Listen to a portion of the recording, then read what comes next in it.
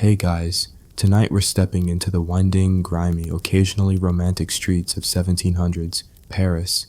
Imagine the clip-clop of carriage wheels over uneven cobblestones, the distant shout of a bread vendor, and the ever-present smell of, let's just say, history. You've just arrived in the French capital, hungry, tired, a little confused, and definitely underdressed. You're not a noble, not a scholar, not a spy, just a regular person trying to get by. Which, to be honest, might mean you don't survive this. So before you get comfortable, take a moment to like the video and subscribe, but only if you genuinely enjoy what I do here. And hey, tell me where you're listening from and what time it is there. Paris may be stuck in the past, but I want to know about your present.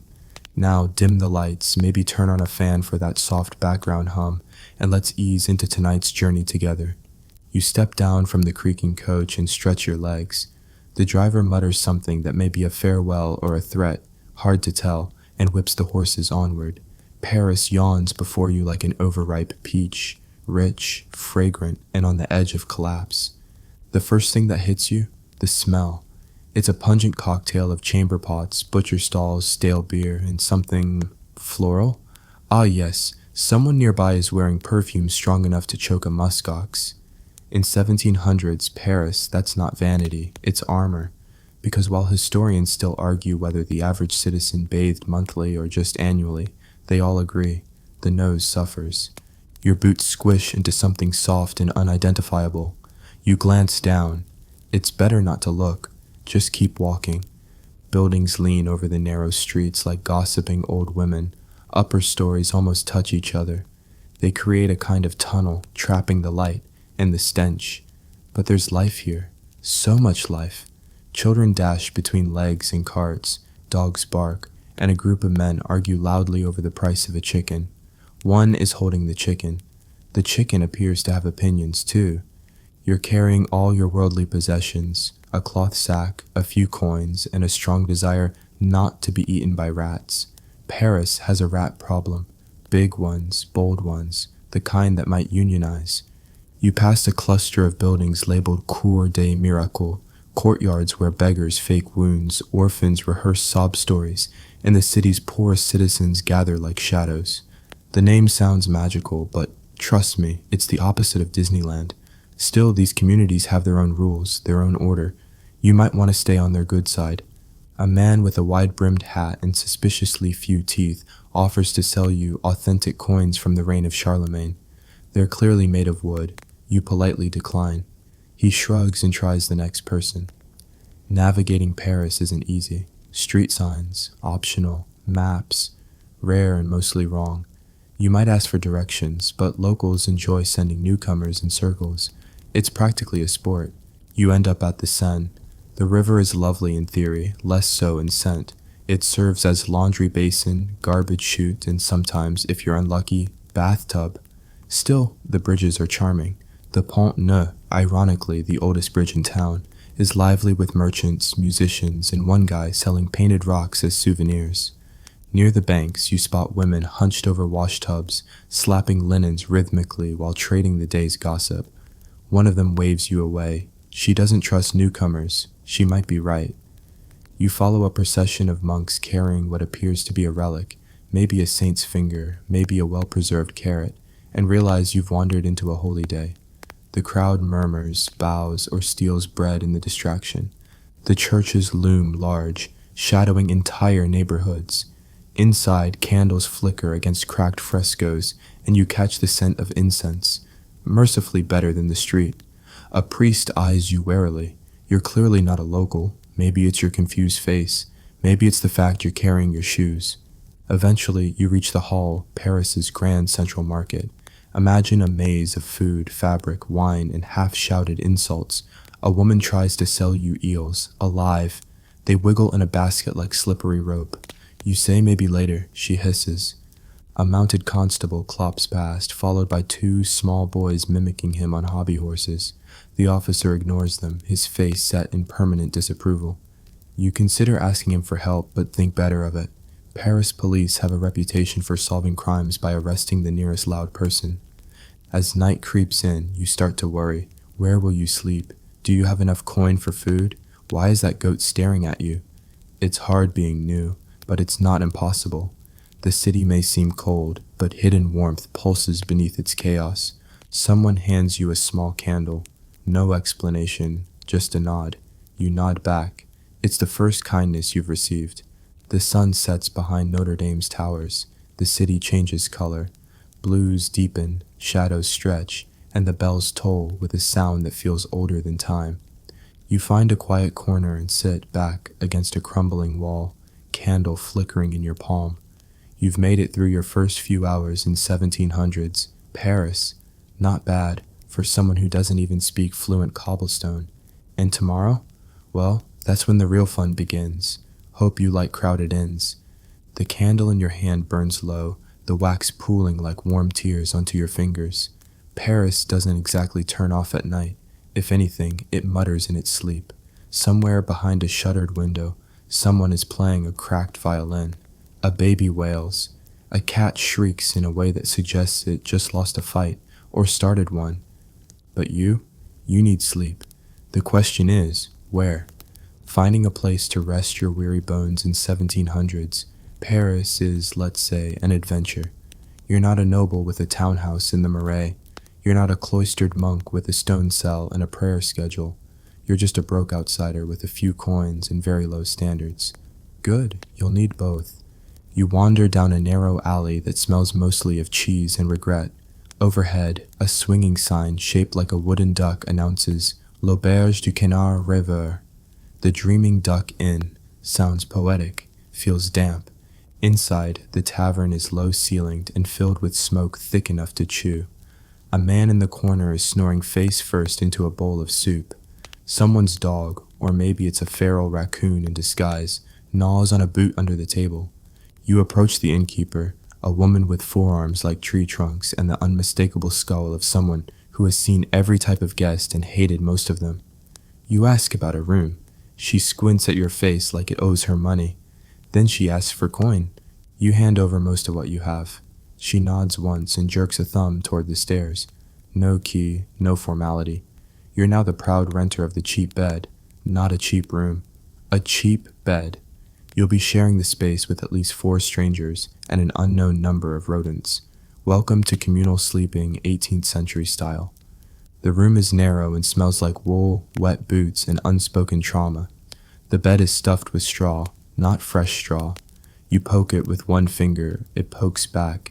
A man is already sleeping on the far end, snoring in sync with the church bells. A young couple whispers in the corner, giggling into each other's cloaks. You lie down carefully and hope the insects are on a break. Don't worry, bed bugs are democratic. They bite everyone. Privacy is a luxury in Paris. Most people live and sleep in tight quarters. Families in one room, apprentices curled by the fireplace, servants in attic crawl spaces so low you can't sit upright. You're lucky to have even partial use of a mattress. Many Parisians sleep sitting up on stools at the tavern or on benches at the market. If you're particularly unfortunate, you might end up at a Hotel Garnis, a kind of 18th century flophouse where beds are rented by the hour, and patrons are encouraged not to ask questions. You lie back and try not to breathe too deeply. Someone nearby lets out a sneeze that feels personal. Another guest laughs in their sleep. Through the floorboards, you hear the muffled stomp of dancing feet and a muffled accordion. Or it might be a goat again. It's honestly hard to tell. Still, there's something oddly comforting about the chaos. People survive like this. Every night, you're getting a real slice of Parisian life, baguette not included. Just as you begin to drift off, the door creaks open. A figure enters, slams it shut behind them, and proceeds to mutter curses in a poetic rhythm. They climb into the last open bed, swearing at the blanket for being too judgmental. It's a poet, definitely a poet. Sleep comes slowly, but it does come. You dream of loaves of bread that scream when you bite them, and of staircases that turn into rivers. It's fine. Just the 1700s working their way into your subconscious. Morning arrives with the gentle shriek of roosters and the less gentle shriek of the innkeeper pounding on the door. Time to move on. She's got another group of poor fools arriving by noon, and your bed's already been promised to a traveling cobbler and his accordion-playing parrot. You groggily stumble downstairs, boots half lace, hair obeying no laws of physics. Someone offers you a cup of something hot. You sip it without asking questions. It might be coffee. It might be burned wheat juice. Either way, it's hot, and that's good enough. As you step back outside, the air hits you like a wet towel. The streets are already alive. Vendors shout, pigs squeal, and someone somewhere is rehearsing lines for a puppet show that may or may not involve political satire and mild blasphemy. But you've survived your first Parisian night. A mainstream historical fact? Here's one. Over 600,000 people lived in Paris by the late 1700s, making it one of the largest cities in Europe. Yet many of them had no running water, no toilets, and definitely no concept of quiet hours. And for a quirky tidbit, there were entire buildings where sleeping upright was encouraged, allegedly to reduce the spread of disease. You'd rent a rope stretched between two walls and lean forward against it. If you snored too hard, you might roll off. Still counts as rest, technically. Historians still argue whether the average Parisian in this era actually preferred sleeping communally, or whether they simply had no choice.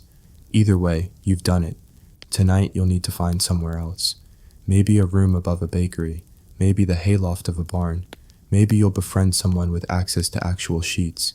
But for now, you're back in the bustle, bleary-eyed and creaky-kneed, onward to the next great challenge, personal hygiene, or what passes for it around here. The morning light slants through grimy windows as you prepare yourself for the day ahead, which, let's be honest, mostly means trying to stay clean. In 1700s Paris, personal hygiene is a bit of a patchwork tradition, like a quilt made by someone who's never seen a sewing needle before. You probably won't survive long here if you're too picky about cleanliness. Bathing regularly is not on the schedule for most Parisians. The city's famous public bathhouses have declined in popularity, mostly due to fears that water opened the pores to deadly diseases. Instead, people rely on dry washing, rubbing themselves down with cloths, powders, and perfumes strong enough to knock out a charging bull. Your first stop is a modest fontaine, a public fountain where residents fill buckets of water. The water runs cold and smells faintly of moss and unwashed laundry. You splash some on your face and arms, grimacing at the chill.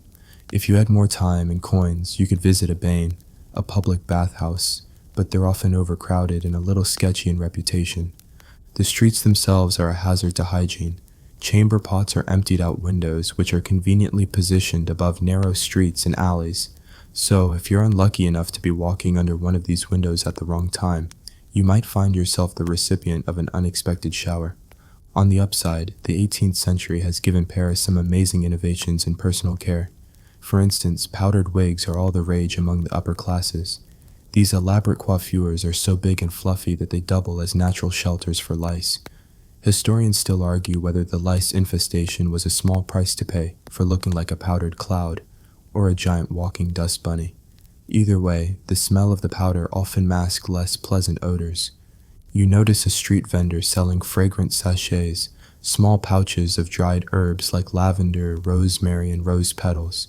People carry them everywhere to keep bad smells at bay. The air in the crowded markets might be thick with the aroma of pickled fish, but sachets help create a personal bubble of floral illusion. Food markets are bustling. You stop to watch a vendor chopping onions so sharp they bring tears to everyone's eyes, except his. He's a tough one. Nearby, a woman sells slices of pain d'épices, a spicy bread sweetened with honey and pepper. It's a comfort food beloved by all ages.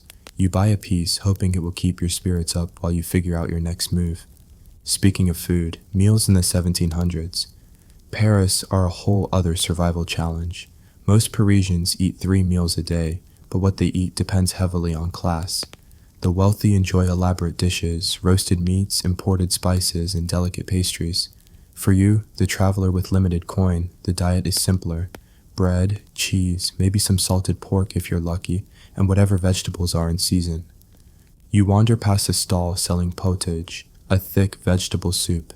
It smells earthy and warm, a reminder that even in chaos, there are comforts to be found. The vendor offers you a cup for a few coins, and you accept gratefully. The soup is thick with leeks, carrots, and a hint of thyme. The taste is simple but sustaining. One curious fact, Parisians often ate their meals with their hands or a shared knife, as forks were just starting to become common. It's not the most hygienic practice, but it does mean less washing up. Historians still argue about how much the introduction of the fork changed dining etiquette, and whether the average Parisian even owned one. As you finish your soup, you notice a small crowd gathering around a man with a barrel. He's demonstrating a new invention, a rudimentary hand-pumped water sprayer. It's meant to clean streets, which are, frankly, in desperate need of it. The crowd laughs and claps. Paris will eventually get better sanitation, but for now, it's still a bit of a mess. Your day continues with the sounds of the city, horses' hooves, merchants shouting prices, children playing stickball in the alleys, and in church bells ringing a lazy, irregular pattern. The city hums with life, chaos, and the faint hope that someday things might improve. For now, though, you keep moving forward, brushing crumbs from your coat, dodging the occasional puddle, and thinking about how to survive until bedtime comes again. As the day unfolds, you find yourself navigating the labyrinth of Parisian streets, where every corner reveals a new world. The city's layout is a chaotic tangle of narrow lanes, wide boulevards, and dead-end alleys, a maze that can confuse even the locals. Your feet ache and your nerves tingle as you dodged carts, horses, and pedestrians, all moving with a purpose that somehow seems both frantic and leisurely. Street signs are scarce and house numbers are inconsistent, so finding your destination feels a bit like treasure hunting, except the treasure is a public toilet, or les lieux d'aisance, and you desperately need one. The thought of a proper restroom is, frankly, a luxury you never appreciated until now. Public toilets are few and far between, and when they exist, they're often little more than wooden boxes perched above a cesspit. Privacy is minimal, hygiene is questionable, and the smell is, well, unforgettable. For many Parisians, the solution is to simply relieve themselves in the streets, behind a bush, or in the Seine River itself. You try not to dwell on that last option. Interestingly, there were also chamber pots, which households would empty out their windows into the streets below, adding to the urban aroma and contributing to the sticky muck that coats many sidewalks. Remember when you narrowly avoided that surprise shower yesterday? Now you understand why. But there's a silver lining. Paris is not just filth and foul smells, it's also a place of innovation and community. You stumble upon a rue where women are gathered, their hands deftly folding intricate paper into delicate shapes. These are the makers of papier-mâché goods, trinkets, and decorations sold in the market. You pause to admire their skill, the quiet camaraderie evident despite their modest surroundings. Further on, a group of children plays a game resembling marbles, their laughter rising above the din. They dart between the legs of vendors and customers, oblivious to the hustle around them. It's a brief reminder that life continues even in the mess. Navigating social etiquette here is a delicate dance. You realize quickly that politeness can smooth your path as much as a few coins. A simple bow, a bonjour with the right tone, or a well-timed smile can open doors, or at least prevent you from becoming the subject of angry muttering behind your back. Meanwhile, the role of gender in daily survival is stark. Women carry water, prepare food, and tend to the family, all while negotiating the constant risk of harassment or worse. You overhear whispers of the femmes de la nuit, women who work late into the evening offering companionship, and you shudder at the precarious lives many lead. On a lighter note, you discover the widespread popularity of toilette rituals. No, not the porcelain kind, but the elaborate process of dressing and grooming, often involving powder, ribbons, and fragrant waters. These ceremonies are as much about social status as personal cleanliness. You suspect many participants would faint at the idea of washing daily. The evening creeps in, and as the sun dips behind the skyline, you realize that surviving Paris in the 1700s isn't just about avoiding filth and hunger. It's about finding a safe place to rest your head. Inns and lodging houses scatter the city, but you quickly learn not all are created equal. Many inns are noisy, cramped, and often reek of stale beer and damp straw. Privacy is a luxury reserved for the wealthy. You step into one of these humble inns, the air thick with the mingled scents of sweat, tobacco, and cooking fires. The common room buzzes with the chatter of merchants, travelers, and local laborers. The floor creaks underfoot, and the thin walls offer little soundproofing, so every cough, laugh, and door slam pierces the night. You try to secure a bed, but the cheap ones are often just straw mattresses laid on the floor, shared with strangers who may snore louder than the church bells. In some places, beds are communal, and you'll have to brace yourself for the possibility of bedbugs, common and unwelcome companions. Historians still argue whether the bedbug epidemic was a constant nuisance or exaggerated by contemporary complaints, but no one doubts their persistence. If you're fortunate enough to afford a small private room, it's still far from cozy. Heating is minimal. A single fireplace or brazier might offer warmth, but also fill the air with smoke. Winters in Paris can be brutal, and the chill seeps into your bones despite layers of threadbare clothing. Interestingly, the city has a network of gîtes and hospices where the poor and travelers might find refuge, often sponsored by religious orders. These places offer basic shelter and food, but come with strict rules and a curfew, reminding you that freedom is limited when you're down on your luck. Outside, the city streets darken, illuminated only by flickering lanterns and the occasional torch. Street lighting is sparse, making walking after dark risky, not just because of the uneven cobblestones and open gutters, but due to the presence of thieves and pickpockets. You clutch your belongings tightly, eyes scanning shadows as you make your way back to your lodgings. One curious aspect of Parisian nightlife is the veilleur, the night watchman tasked with patrolling streets, enforcing curfews, and raising alarms in case of fire or crime. Their effectiveness is debated by historians, but their presence offers at least some reassurance. As you settle into your bed, you reflect on the day's challenges, dodging chamber pot showers, navigating crowded markets, and braving the city's nocturnal dangers. Sleep is elusive as the sounds of the city, merrymakers, barking dogs, and the occasional brawl filter through thin walls. To help ease your mind, you reach for a pillow stuffed with lavender and dried herbs, a small luxury designed to chase away restless thoughts. You recall the sachets from the market and smile. Even in such a chaotic place, people find ways to create comfort. You probably won't survive long without some resilience and a touch of humor. But tonight, as your eyes grow heavy, you give thanks for this moment of quiet, however fleeting. The next morning greets you with the familiar cacophony of roosters, church bells, and the clatter of carts over cobblestones. You rise early, knowing that the rhythms of Paris don't wait for anyone. Survival here is about adapting to the relentless pace and peculiar customs of daily life. Breakfast is a modest affair, often a piece of bread dipped in wine or coffee, or perhaps a bowl of bouillie, a grain porridge. Coffee is still a novelty, imported and expensive, enjoyed mostly by the wealthy or the curious. You watch a group of shopkeepers sipping from delicate porcelain cups, their conversation low and measured. The caffeine buzz will have to wait for your fortune to improve.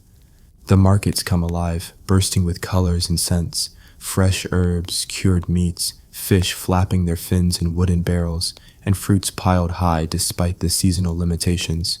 You observe how vendors skillfully haggle and charm their customers, each transaction a small performance.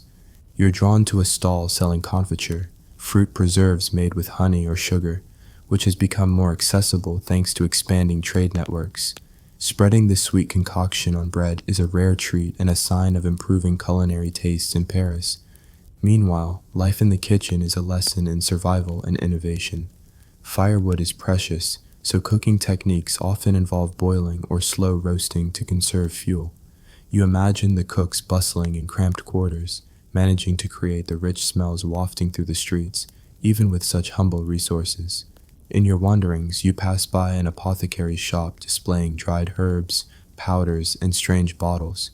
Medical knowledge is a patchwork of ancient remedies and emerging scientific ideas.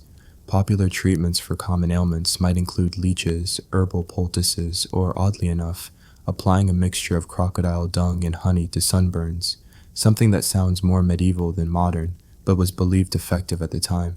Historians still argue whether such remedies had any real benefit, or were just hopeful superstition. Historians still argue whether these rituals helped maintain dignity in harsh conditions, or simply masked the realities of urban squalor with a thin layer of perfume and powder. Either way, you find yourself oddly fascinated by the effort. As dusk settles, you head toward the Pont Neuf, the oldest standing bridge in Paris. Here, street vendors hawk roasted chestnuts and caramelized almonds. The glow of torches casts long shadows on the cobblestones, and the river's gentle ripple is a calming counterpoint to the city's chaos. You pause for a moment, breathing in the cool air and listening to the murmur of voices drifting across the water.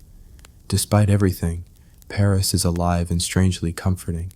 A city of contradictions where survival means embracing both the grime and the grace. Soon, the call to find shelter again will pull you back into the crowded inns or cramped attics. But for now, you savor the moment, one small victory in a long, exhausting day. As you continue, you notice how the Parisian social hierarchy shapes daily life. Nobles and wealthy merchants move in with ease, their clothing crisp and their manner refined, while artisans and laborers shoulder the burdens of hard work and scarce resources. You can almost hear the whispered complaints and sighs beneath the polite exterior. A curious custom catches your eye: the salon culture, where intellectuals, artists, and aristocrats gather to exchange ideas, poetry, and gossip. These gatherings are a window into the changing world, where tradition meets Enlightenment thinking. You wonder if such conversations ever touch on the common people's struggles, or if they remain distant from the realities outside their elegant parlors. The day wears on, and you find yourself craving a moment of quiet. You slip into a small park where children play beneath the shade of ancient trees, and a gentle breeze carries the scent of freshly mown grass. For a brief time, the noise of the city fades, and you remember that even in chaos, moments of peace exist. As you prepare to leave the park, a sudden rain begins, light at first, then steady. You scramble for cover beneath a vendor's stall, watching as Parisians scramble to protect their wares. The rain will wash some of the grime away, but also turn the streets into muddy traps. You shake off the wetness and press on, knowing survival means resilience, adaptability, and a steady sense of humor. The city's contradictions, the beauty and the filth, the power and the poverty, continue to unfold around you. You follow the ebb and flow of Paris life into the afternoon, your senses tingling with the mixture of sounds and smells. The clang of the blacksmith's hammer rings out from a nearby workshop, while the rhythmic chatter of seamstresses sewing delicate lace fills the air from a second-floor window. Life, in all its messy glory, carries on. Today, you decide to explore one of Paris's lesser-known survival challenges, the labyrinthine underground network beneath your feet, the city's sewers. Historians still argue whether these tunnels were more a blessing or a curse for the inhabitants above. To you, they seem both eerie and oddly fascinating. You find the entrance near a bustling market square, a grimy stone arch barely noticed by passers-by. Descending into the damp darkness, you are immediately struck by the oppressive smell and the faint echo of dripping water. The narrow passages wind endlessly, lined with grime and refuse, a hidden world beneath the grandeur of the city. For many Parisians, these tunnels are not just a sewer system, but a necessary route to escape the crowded streets or even a shelter in times of unrest. You hear tales of ragged groups seeking refuge here during uprisings, their whispers lost in the dripping silence. The sewers also pose dangers beyond the smell. Disease and rats abound. These vermin are notoriously bold, rumored to grow to monstrous sizes, though perhaps that's just a tale to keep children in line. You spot one scurrying along the edge, its eyes reflecting the dim light like tiny lanterns. Emerging back into daylight, you are reminded of how precarious life is above and below ground. The sewers, meant to carry away the city's filth, often overflow during heavy rains, spilling waste into streets and homes. The residents have adapted with makeshift barriers and raised thresholds, but no one is truly safe from the occasional flood. Outside, you notice the growing popularity of street food vendors offering simple fare like galettes and potages, savory pancakes and thick soups perfect for a quick, cheap meal. The aromas are comforting, a small reminder that even in tough times, people seek pleasure. Nearby, a group of men gather around a game of pétanque, tossing small metal balls with quiet concentration. It's a humble pastime, but one that brings camaraderie amid the city's hardships. The stark divide between wealth and poverty is visible here more than ever. Ornate carriages roll past on wide avenues, while children beg near gutters, their clothes ragged but their spirits surprisingly resilient. You think back to the perfume sachets and the powdered faces of the salons and realize just how layered this city is, where luxury and hardship exist side by side. As the afternoon wanes, you make your way to a small cafe, where the gentle murmur of conversation and clinking cups offer a soothing backdrop. You sip a weak tea, grateful for the moment's calm. Despite the city's challenges, you find yourself drawn deeper into its rhythms and learning that survival is less about avoiding danger and more about finding moments of humanity in the chaos. As evening settles again over Paris, you find yourself curious about the city's approach to health and hygiene, topics that can make or break survival here. Bathing isn't the daily ritual you might expect. Instead, it's an occasional luxury, often limited to the wealthy or those visiting public bathhouses called étuves. You trudge past one of these steamy establishments, curious about the mingling scents of herbs and hot water that might promise relief from grime and fatigue. Most Parisians instead rely on simpler methods, washing their faces and hands at communal fountains or using fragrant linen cloths to freshen up. The idea of daily baths was still evolving, and some believed that too much washing could actually weaken the body's natural defenses, a notion historians still debate. You notice that clean clothes play a crucial role in feeling fresh. Laundry day is a communal event, often taking place by the Seine's banks, where women scrub and rinse garments in the cool water. The clatter of wooden paddles and the scent of soap mingle with the river's flow, creating a rhythm that you find oddly soothing. In your wanderings, you stumble upon a modest apothecary. The shelves are lined with strange bottles, dried roots, and handwritten labels in faded ink. Remedies for common ailments range from chamomile teas for upset stomachs to lavender oil to ease insomnia, a welcome thought for anyone struggling to fall asleep amidst the city's constant noises. You overhear a discussion about the plague, a specter still haunting memories. Though it hasn't ravaged Paris in recent years, people remain cautious, wary of outbreaks and suspicious of strangers. Public health measures are rudimentary at best, with quarantines enforced sporadically and cleanliness left largely to individual efforts. A quirky local custom catches your attention. Some Parisians rub vinegar on their skin to ward off disease and bad odors. It's not the most pleasant smell, but in a city where water is precious and bathing rare, it's a small comfort. Meanwhile, the growing popularity of herbal remedies signals a blending of old traditions and emerging science. Some doctors and pharmacists experiment with new treatments, but their work is often met with skepticism or confusion. You realize that survival in the city isn't just physical. It requires navigating a web of beliefs, habits, and social expectations around health. Each choice, from how often you wash to which remedy you trust, carries risks and benefits. As night draws near, you feel the weight of another day well lived, messy, unpredictable, but full of small victories. You think about the lavender pillow waiting back at your lodging and look forward to the brief escape of sleep. The early morning mist clings to the narrow streets as you decide to delve into the world of Parisian fashion, a vital survival skill in a city where appearance can open doors or shut them tight. Clothes here are more than protection against the elements. They're signals of class, occupation, and even political leanings. You watch the tailors' shops display bolts of shimmering silk and coarse wool, knowing that fabric choices are often dictated by purse strings. You try to imagine yourself in layers of linen and wool, with a stiff collar and heavy cloak, the weight both comforting and restrictive. The bustle of women's skirts creates a soft swishing sound that blends with the chatter of the street. It's said that fashion trends spread quickly among the elite, but trickle down slowly to commoners, who must make do with patched and faded garments.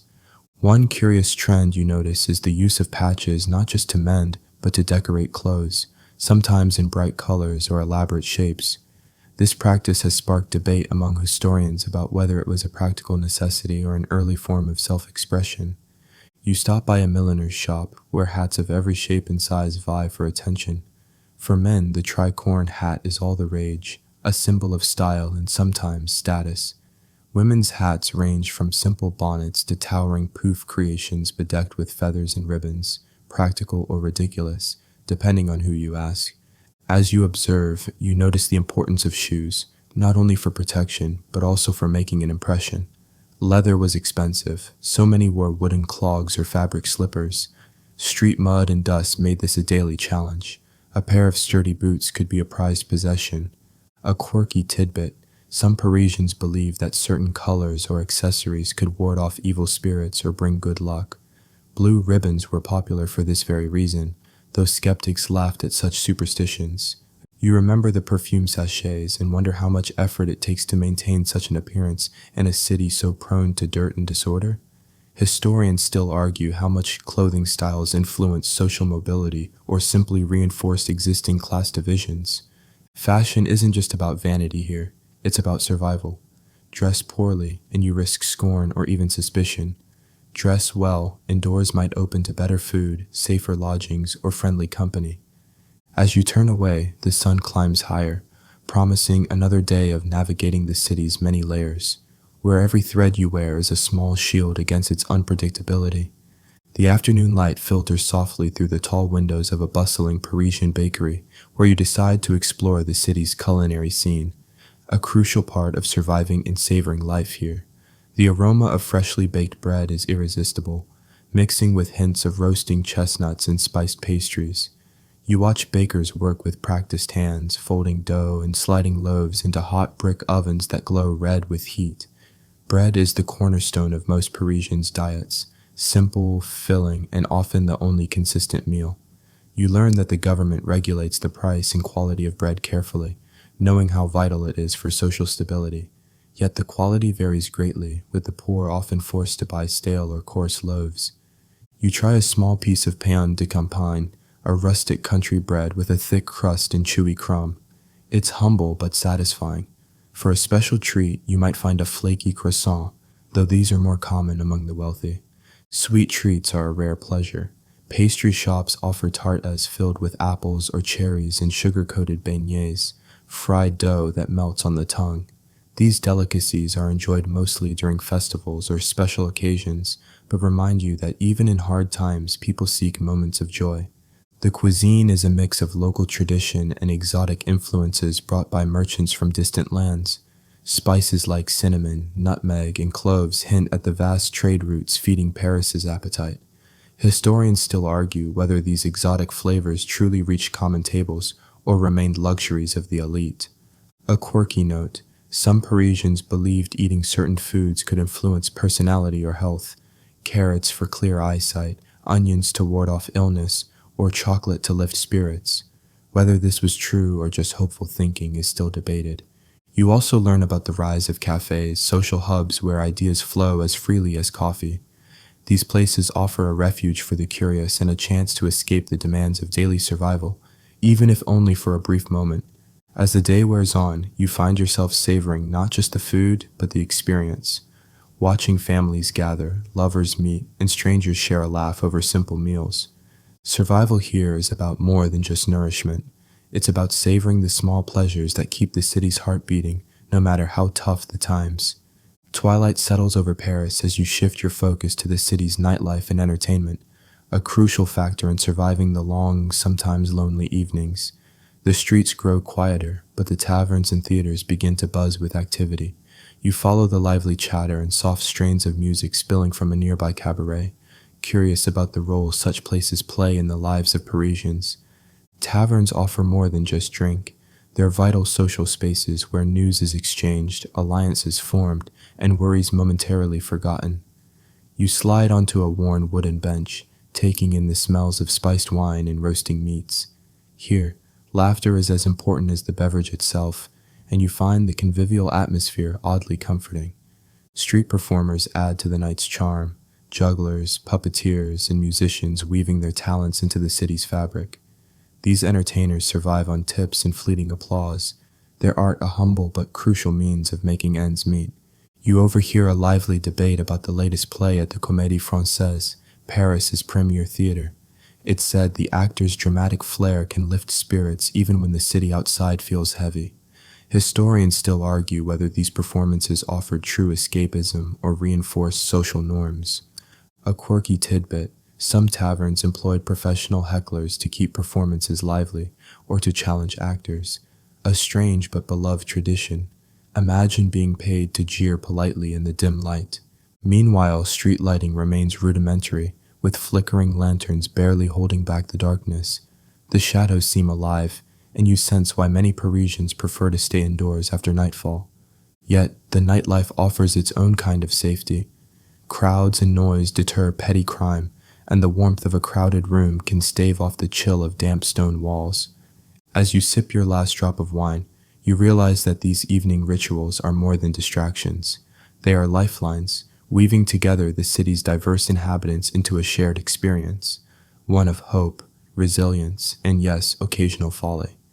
You step back into the cooling night air, feeling the pulse of a city that never truly sleeps, even as you prepare for your own rest. Morning arrives once more, and today you're ready to explore the hidden gears of the city, its work and trades. To survive in 1700s, Paris, you need to do more than just look the part or know the right street. You need to find your niche. So you rise early, like the rest of the city's working class, and begin wandering through the artisan districts, where the air smells of sawdust, dye, and freshly tanned leather. Everywhere you turn, someone's building or fixing something. Cobblers pounding soles, coopers shaping barrels, weavers rhythmically pulling threads through a loom. These are the lifeblood jobs of Paris, and while they may not bring glory, they do put bread on the table, and occasionally a small slice of cheese. Guilds regulate much of the labor here. To be a full-fledged master in a craft, you must first serve years as an apprentice, then as a journeyman. Historians still argue how much these guilds helped or hindered innovation, but to you, they seem both a safety net and a gatekeeper. You pause outside a blacksmith shop, entranced by the clang of metal and the shower of sparks. The smith, muscles rippling under soot-streaked sleeves, molds iron into horseshoes and hinges. His hands are rough, but his movements precise. A reminder that even brute labor here is tinged with artistry. In a quieter corner of the city, scribes and bookbinders labor in candlelit rooms, hunched over parchment. With literacy spreading, the demand for reading material is on the rise, especially among the upper middle class. You wonder if one day your own ramblings might be bound in leather and sold on a market stall. You meet washerwomen along the riverbanks, backs bent as they scrub and rinse, their laughter floating up between splashes. They earn little, but their camaraderie offers a kind of richness money can't match. Paris teaches you that even the most humble jobs carry dignity and ritual. As the sun sets on another industrious day, you reflect on the sheer variety of labor woven into the city's fabric. Survival in 1700s, Paris is a full-time job, sometimes two. But somehow, beneath the grime and grind, there's an energy to it, a rhythm that keeps you moving forward. It's deep into the night now, and as you lie in your modest bed, or what passes for one, you begin to think about how Parisians of the 1700s dealt with sleep. It's easy to romanticize the past, but back then, sleep wasn't always peaceful or plentiful. In fact, how and when people slept might surprise you.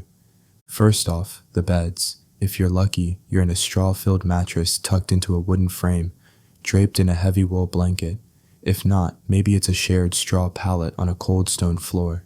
You shift to find a comfortable spot, hoping the straw isn't hosting fleas, which, let's be honest, it probably is. The rhythm of sleep itself is different. People often followed what scholars call segmented sleep.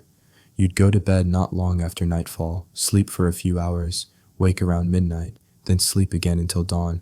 That midnight waking period, called the watch, was when people might pray, stoke the fire, snack on leftover stew, or just stare at the wall. Historians still argue whether this habit was natural or a product of environmental pressures like lack of lighting. A quirky remedy to sleeplessness?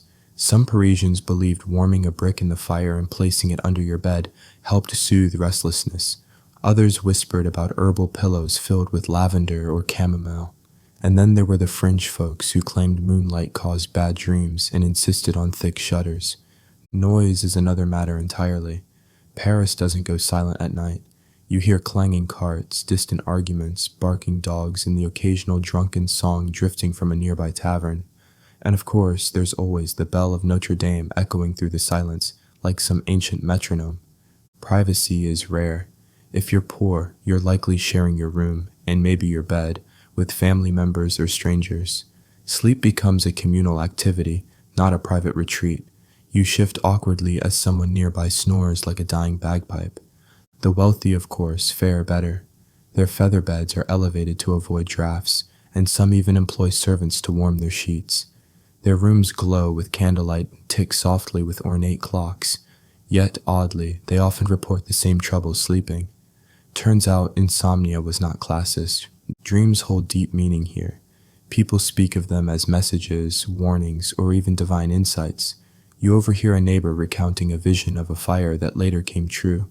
Superstitions about sleep are taken seriously, and certain foods like cheese or cabbage are believed to cause nightmares. You decide to skip the cabbage.